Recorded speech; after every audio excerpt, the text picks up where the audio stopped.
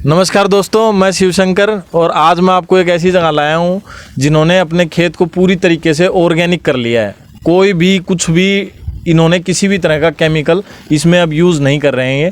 पहले इनकी ज़मीन कोई और बोता था और अब इन्होंने 3 साल से 3.5 साल से खुद ही अपना ऑर्गेनिक चालू किया है और ज़बरदस्त किसान है। इनका एक YouTube चैनल भी है जिसके बारे में आपको बताऊंगा, आपको उसका लिंक मैं डिस्क्रिप्शन में दे दूंगा। तो सबसे पहले तो मैं आपको उनसे उनका परिचय करवाता हूँ और सारी डिटेल से एक एक जानकारी कि इन्होंने किस तरीके से खेत को पूरा ऑर्गेनिक में चेंज किया, पूरे वीडियो में बताया जाएगा। तो वीडियो में बने रहे लास्ट तक, बहुत सारी जानकारियां इसमें आपको मिलने वाली है। तो नमस्कार भाई साहब, पहले आप अपना परिचय दीजिए हमारे दर्शकों को। नमस्कार दर्शक मित्रों, मैं गुजरात राज्य के कच्छ जिले से मुंद्रा तहसील से रामणिया गांव, मेरा नाम झाला नरेंद्र सिंह मंगूपा। मेरा खेत यहाँ पर 11 एकड़ है। इसमें मैं 7 साल से ऑर्गेनिक कर रहा हूँ और इसकी खेती हम तिल, एरंडा इन सब की खेती करते हैं और ख़ुद की मार्केटिंग करते हैं। तो नरेंद्र भाई जी, मैं आपको कुछ क्वेश्चंस पूछूंगा जो मैं पहले अपने बना के लाया हूँ। क्या आदमियों को, जैसे हमने ऑर्गेनिक के बहुत सारे वीडियो बना रखे हैं तो कुछ क्वेश्चंस रहते हैं, तो उस हिसाब से मैं एक सीरीज़ बना के लाया हूँ। तो आप उन्हीं क्वेश्चनों का आप मेरे को उत्तर दीजिएगा, एक एक करके सारी बात बताइएगा। तो सबसे पहले आप मेरे को ये बताइए कि आपने अपने खेतों को ऑर्गेनिक में कैसे बदला और आप क्या क्या फसलें बोते हैं। सबसे पहले तो मैंने खेती देखी कि जो भी हम जहर खा रहे हैं उससे बहुत सारी बीमारियां हो रही है। तो मुझे भी तकलीफ़ थी एसिडिटी की।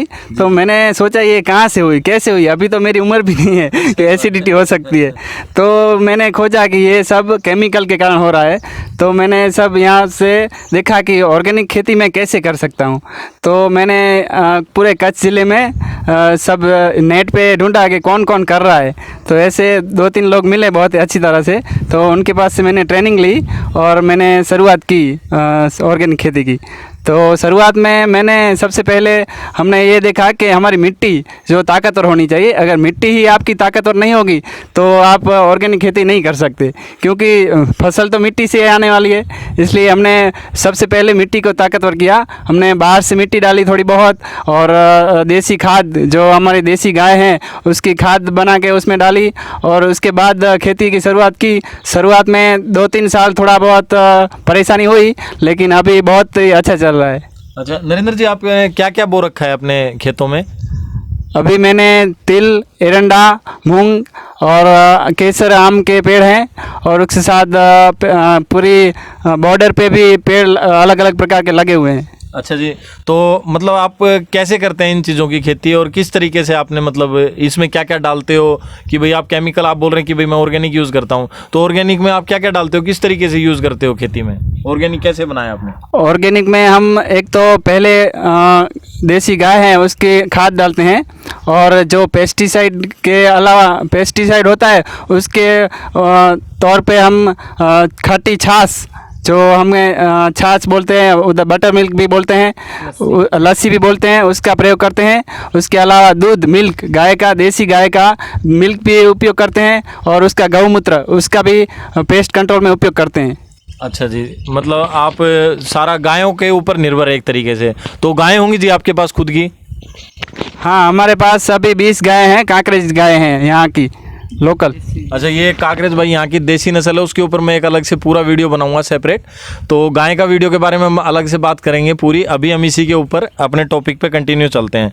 तो हमारा जी नेक्स्ट क्वेश्चन है कि भाई उत्पादन में क्या फ़र्क पड़ा, कुछ बढ़ी या घटी, या मान लो धीरे धीरे बढ़ी, जो भी हुआ उत्पादन में क्या डिफरेंस आया? पहले जब केमिकल में करते थे, आप बता रहे हैं कि केमिकल में कोई और करता था, फिर हमने खुद ऑर्गेनिक स्टार्ट किया, तो कितना क्या डिफरेंस आया उसमें, उसके बारे में बताइए जी थोड़ा। पहले केमिकल में तो बहुत ज़्यादा हमें अनुभव नहीं है यहाँ कर, लेकिन थोड़ा बहुत उत्पादन आता था क्योंकि ज़मीन पूरी पत्थर वाली थी। उसके बाद मिट्टी और हमने डाला तो अभी 2-3 साल थोड़ी बहुत दिक्कत हुई उत्पादन में, लेकिन अभी बहुत अच्छा उत्पादन आ रहा है। जितना DAP यूरिया वाला डालते हैं उससे भी ज़्यादा उत्पादन कभी कभी आया है अभी तक। अच्छा जी, मतलब आपने कभी तुलना की है जी कितना उत्पादन में डिफरेंस आया, मतलब जैसे केमिकल वालों का और आपके खेत में?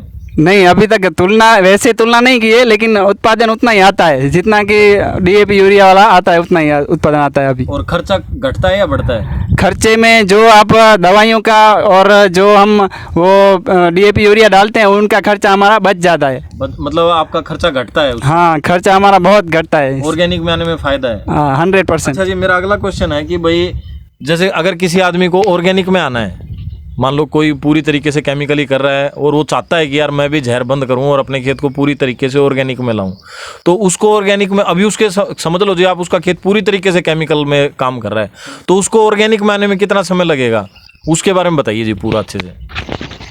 कोई भी केमिकल का खेती कर रहा है तो कम से कम 2.5-3 साल लगेंगे, क्योंकि जो केमिकल से हमारी ज़मीन खराब हुई है उसमें जो बैक्टीरिया का होती है, कार्बन होता है, वो सब ख़त्म हो गया है।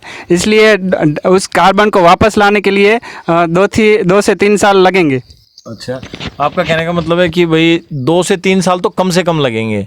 तो भाई देखो, मेहनत करोगे और अपनी ज़मीन को अगर आप ऑर्गेनिक में चेंज करते हो, अच्छे चीज़ों पे यूज़ करते हो, तो उसमें थोड़ा टाइम तो लगता ही है भाई, आप ऐसा मत सोचो। अच्छा, इसमें एक बात और बताइए नरेंद्र जी कि क्या केमिकल और उसका शुरू में जैसे अभी कोई चेंज करे तो सीधा ही ऑर्गेनिक पे स्टार्ट कर दे, या मतलब केमिकल और ऑर्गेनिक मिक्स रखे, किस तरह से शुरू करे जी? मेरी राय ये है कि शुरुआत में आप 1 एकड़ से ट्राई करें, क्योंकि अगर आपको रिजल्ट मिलेगा तो ही आप आगे बढ़ने में आपको सहायता मिलेगी। क्योंकि डायरेक्ट आप उसमें जाएंगे केमिकल से तो आपको आपका उत्पादन कम हो सकता है, तो आपको आर्थिक तौर पर नुकसान हो सकता है। इसलिए थोड़ा स्टार्टिंग में थोड़ा से ट्राई कीजिए। अच्छा, एक सीधा सा क्वेश्चन है, मैं देखो काफ़ी आदमियों से मिला हूँ और मैं काफ़ी किसानों को मैंने कहा है भाई ऑर्गेनिक करो आप, बहुत अच्छा रहेगा, और किसान सीधा मेरे को बोलते हैं, कहते तू अपना काम कर, तेरे को ज़्यादा टेंशन लेने की ज़रूरत नहीं है, हमें पता है खेती कैसे करनी है। तो मैं पूछता हूँ क्या हो गया भाई साहब? बोला ऑर्गेनिक में हमारे कुछ नहीं बचता और हम ऑर्गेनिक पे आएंगे तो सारी फसल बर्बाद हो जाएगी। बोला हमने करके देखे हुए हैं ऐसे एक्सपेरिमेंट। तो मतलब फिर जैसे केमिकल से सीधा ऑर्गेनिक में कैसे आया जाएगा? मतलब उसको बीच में थोड़ा थोड़ा केमिकल यूज़ करना पड़ेगा ना स्टार्टिंग में, मेरे को ऐसा लग रहा है। नहीं, ऐसा नहीं है, थोड़ा बहुत आप, मैंने बोला कि 1 एकड़ से शुरुआत कीजिए। आपके पास 5 एकड़ ज़मीन है तो 1 एकड़ में आप ऑर्गेनिक ट्राई कीजिए और 4 एकड़ में केमिकल वाला ट्राई कीजिए। ऑर्गेनिक के साथ केमिकल मिला के यूज़ करें या नहीं, 1 एकड़ में जो आप 1 एकड़ में सिर्फ ऑर्गेनिक ही करना है, क्योंकि अब अगर आपको रिजल्ट लेना है, आपको पता कैसे चलेगा कि हमने ऑर्गेनिक डाला और ये रिजल्ट मिला? अगर केमिकल भी मिक्स करेंगे तो आपको पता ही नहीं चलेगा कि क्या रिजल्ट मिल रहा है, ऑर्गेनिक का है या केमिकल का है। इसलिए हाँ, तो कहने का मतलब है आधी जमीन को पहले ऑर्गेनिक बनाओ अपनी को, या बिल्कुल मतलब एक छोटा हिस्सा लेके उसको ऑर्गेनिक बनाओ, फिर तुम्हें अगर ऐसा लग रहा है कि हाँ ये अच्छा रिजल्ट दे रही है तो फिर उसको बढ़ाते जाओ बढ़ाते जाओ बढ़ाते जाओ। अच्छा जी, अब ऑर्गेनिक में जैसे आप मेरे को बताइए कि भाई ऑर्गेनिक में आप क्या चीज़ें यूज़ कर रहे हैं? भाई केमिकल तो यूज़ कर नहीं रहे आप, तो केमिकल की जगह आप क्या यूज़ कर रहे हैं फिर ऑर्गेनिक में? केमिकल खाद की जगह पर हम जीवामृत, गौ कृपा अमृतम बैक्टीरिया, ये 2 चीज़ें उपयोग करते हैं, और उसके साथ गौमूत्र, ये तीनों चीज़ें ड्रिप के साथ डालते हैं। हमारे पूरे खेत में ड्रिप है 11 एकड़ में, ये तीनों चीज़ें डालते हैं हम खाद के तौर पर। और पेस्टिसाइड के तौर पर हम बटर मिल्क, जो खट्टी छाछ होती है, उसको 15 दिन रख के फिर उसका प्रयोग कर सकते हैं। और उसके साथ गौमूत्र भी अलग से उसका स्प्रे करते हैं। और अभी मिल्क का भी ट्राई किया है, उसका भी बहुत अच्छा रिजल्ट है। अच्छा नरेंद्र जी, जीवामृत के ऊपर तो बहुत सारे वीडियो बने हुए हैं, ठीक है, और मैंने भी बनाया हुआ भी। अगर आपको जीवामृत के बारे में जानकारी चाहिए तो आप वीडियो देख सकते हो। लेकिन आपने एक और नाम लिया कि गौ कृपा अमृतम, ये क्या चीज़ है जी? इसके बारे में थोड़ा अच्छे से बताएं हमारे को, ये क्या है, कैसे बनती है और आपको कहाँ से मतलब स्टार्टिंग में इसके बारे में जानकारी मिली?